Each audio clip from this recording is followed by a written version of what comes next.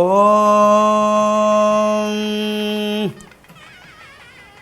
வாக்குண்டாம் நல்ல மனமுண்டாம் மாமலரால் நோக்குண்டாம் மேனி நுடங்காது பூக்கொண்டு துப்பார் திருமேனி தும்பிக்கையான் பாதம் தப்பாமல் சார்வார் தமக்கு. ஓம் நமச்சிவாய. மேன்மைகள் சைவநீதி விளங்குக உலகமெல்லாம். நோயற்ற வாழ்வே குறைவற்ற செல்வம்.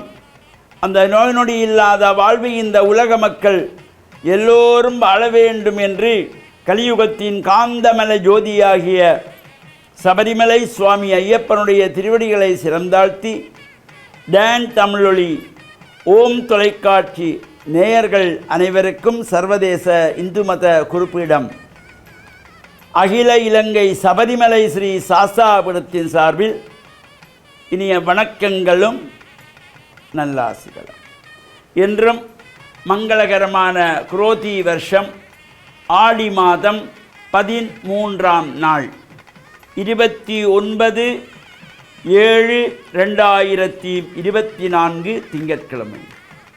இன்று மலர்ந்திருக்கின்ற இன்றைய பொழுதும் நம் எல்லோருடைய வாழ்விலும் எல்லா விதமான சிறப்புகளும் வெற்றிகளும் கிடைக்க இறையருளும் குருவருளும் பூர்ணமாக நிறைய வேண்டும் என்று பிரார்த்தித்து இன்று சோமவாரம் என்கின்ற திங்கட்கிழமை நாம் ஆசாரசீலராக ஆலயங்களில் சென்று வழிபாடு செய்யக்கூடியவர்கள் வழிபட்டு இஷ்ட தெய்வங்களை குலதெய்வங்களை எல்லாம் வழிபாடு செய்வதற்கு ஒரு சிறப்பு.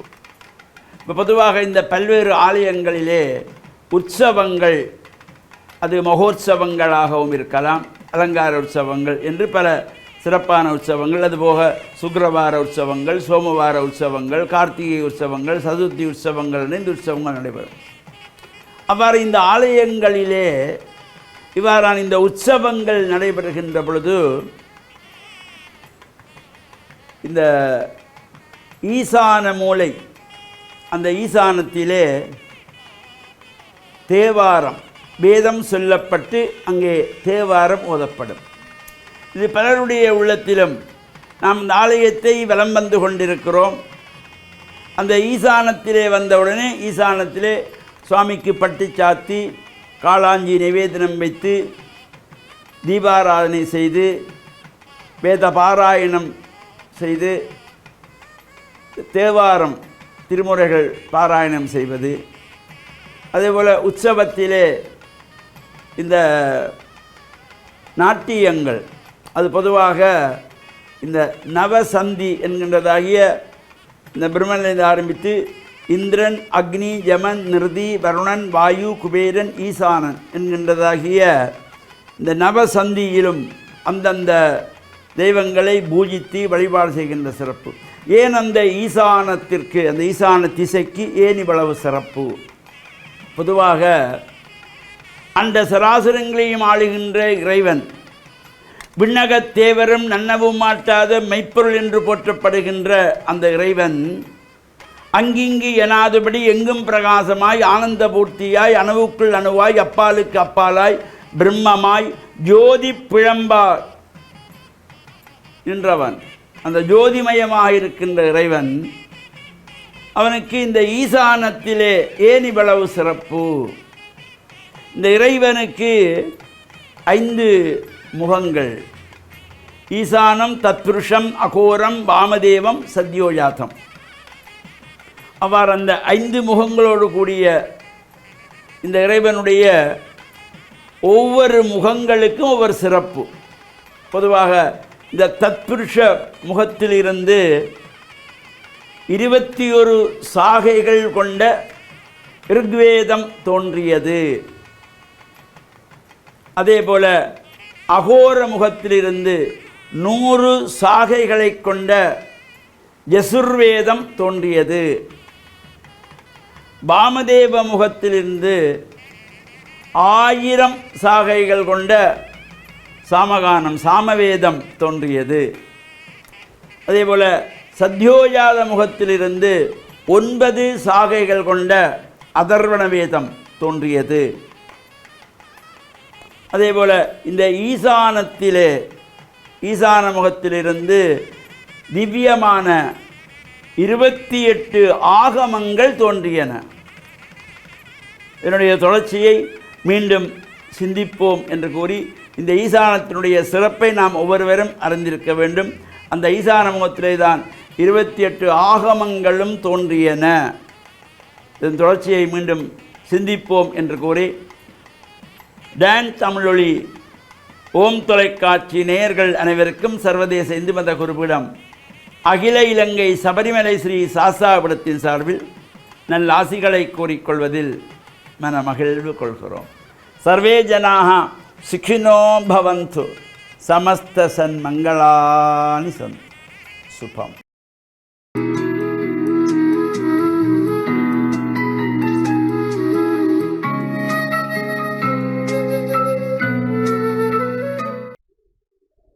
இறையேசுவில் என் அன்பு நெஞ்சங்களே, கிறிஸ்தவ நற்சிந்தனை வேளையிலே உங்களை சந்திப்பதிலே பெருமகிழ்வு கொள்கின்றேன். வாழ்வு என்பது அழகானது, வளர்ச்சி காணக்கூடிய துடிப்பானது, உயிரூட்டம் உள்ளது. அதனால் இயேசு இறை ஆட்சி பற்றி பேசுகின்ற பொழுது, இறை ஆட்சியை நான் எதற்கு ஒப்பிடுவேன் என்று கூறி, அது ஒரு கடுகு விதை போன்றது. அதாவது ஒருவர் மண்ணுக்குள்ளே ஒரு கடுகு விதையை போடுகின்ற பொழுது அது வளர்ந்து வளர்ந்து பெரிய மரமாகி விருட்சமாகி வானத்து பறவைகளெல்லாம் அதிலே வந்து தங்கக்கூடிய அளவிற்கு அது வளருகின்றது, பெரிய மரமாக விருட்சமாக விளங்குகின்றது என்று கூறுகின்றார். சிறிய ஆரம்பம் பெரிய வளர்ச்சியை காண்கின்றது.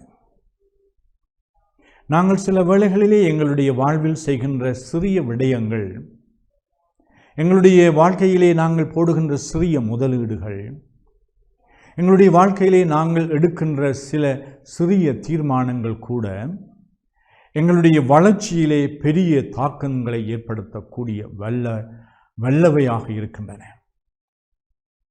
ஏனென்றால் எப்பொழுதும் வாழ்வு என்பது பெரிய பெரிய காரியங்களை செய்வதில் மட்டும் தங்கியிருப்பதல்ல.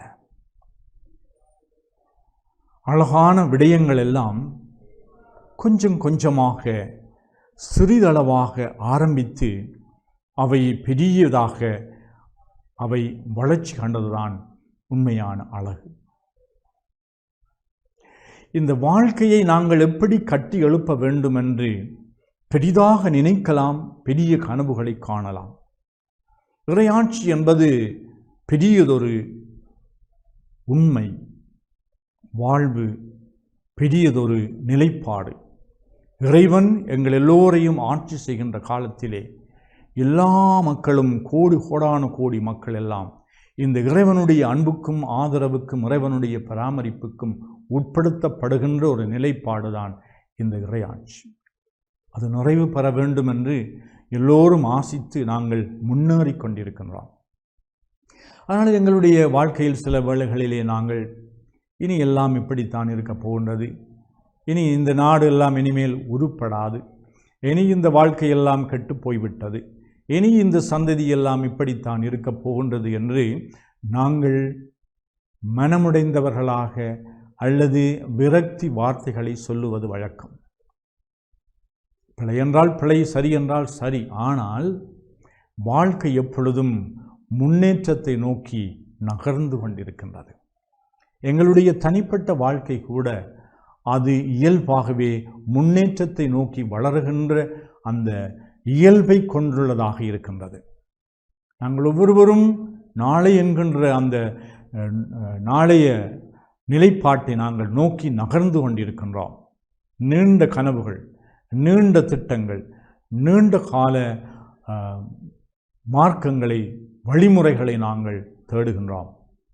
இங்கு இயேசு குறிப்பிடுகின்றது, இந்த இறையாட்சியினுடைய வளர்ச்சி சிறியதாக ஆரம்பிக்கப்பட்டாலும் அது பெரிய வளர்ச்சியை காணுகின்ற தன்மை கொண்டது, இயல்பு கொண்டது என்பதை குறிப்பிடுகின்றார். ஆனால் ஒவ்வொரு மனிதர்களும் நாங்கள் எங்களுடைய வாழ்க்கை, நாங்கள் இந்த உலகத்திலே கோடான கோடி மக்கள் வாழுகின்ற இந்த சமூகத்திலே நாங்கள் சிறியதொரு கடுகு விதை போல தான் நாங்கள்.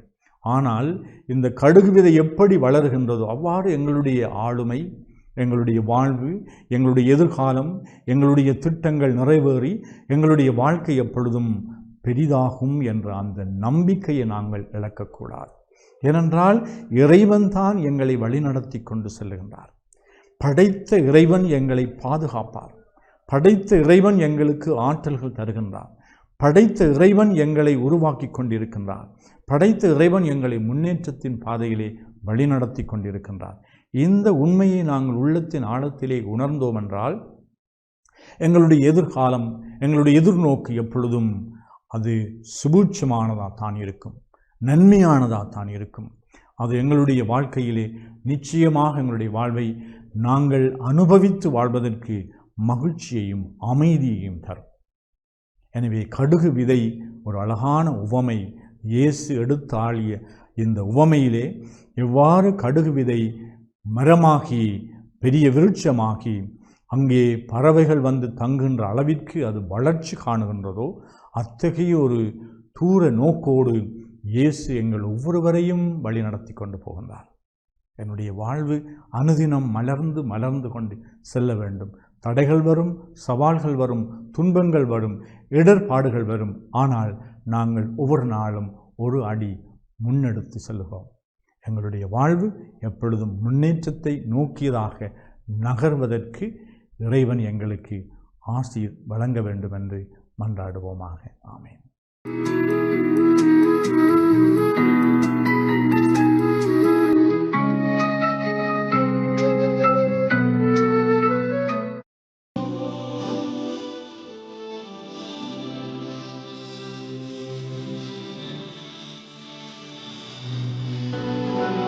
பிஸ்மில்லாஹிர் ரஹ்மானிர் ரஹீம்.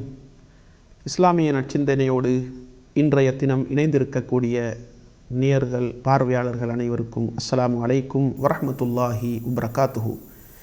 இன்றைய இஸ்லாமிய நற்சிந்தனையில் நபி முஹம்மது ஸல்லல்லாஹு அலைஹி வஸல்லம் அவர்கள் தன்னுடைய குடும்ப வாழ்க்கையில் எப்படி நடந்து கொண்டார்கள், மனைமார்களோடு எப்படி நடந்து கொண்டார்கள், வீட்டு பணிகளில் எப்படியெல்லாம் பங்கெடுத்தார்கள் என்பதை உங்களுடைய கவனத்திற்கு கொண்டு வரலாம் என்று ஆசைப்படுகின்றேன். அன்புள்ள சகோதர சகோதரிகளே, இந்த உலகத்திலே அல்லாஹ்வுடைய தூதர் ஸல்லல்லாஹு அலைஹி வஸல்லம் அவர்கள் அவனுடைய இறுதி தூதராக வந்துதித்தார்கள். ஜனாதிபதியாக பிரகடனம் செய்யப்பட்டார்கள். இந்த சமூகத்தின் தலைவராக ஆட்சி பொறுப்பை ஏற்று மார்க்க ரீதியாக அந்த சமூகத்தை வழிநடாத்துகின்ற பொறுப்பு அவருக்கு சுமத்தப்படுகின்றது. ஆனால் அந்த பொறுப்புகள் ஒரு பொழுதும் குடும்ப வாழ்க்கையை மிகச்சிறப்பாக கொண்டு நடாத்துவதற்கு, குடும்ப வாழ்க்கையில் மனைவிமார்களுக்கு உதவி செய்யாமல் இருப்பதற்கு அவர்களுக்கு அந்த பொறுப்பு ஒரு பொழுதும் தடையாக இருக்கவில்லை. அதனால்தான் இந்த உலகத்திலே மிகச்சிறந்த மனிதன் யார் என்பதை நபிகளார் ஸல்லல்லாஹு அலைஹி வஸல்லம் அவர்கள் இப்படி அடையாளப்படுத்துகின்றார்கள். ஹியாருக்கும் ஹியாருக்கும் லி அஹ்லிஹி வ அன ஹியாருக்கும் லி அஹ்லி. உங்களில் சிறந்தவர் தன்னுடைய மனைவியிடத்திலே சிறந்தவர்தான். என்னை பொறுத்தவரைக்கும் நான் என்னுடைய மனைவிக்கு சிறந்தவனாக இருக்கின்றேன் என்று நபிகளார் ஸல்லல்லாஹு அலைஹி வஸல்லம் அவர்கள் சொல்லி காட்டினார்கள்.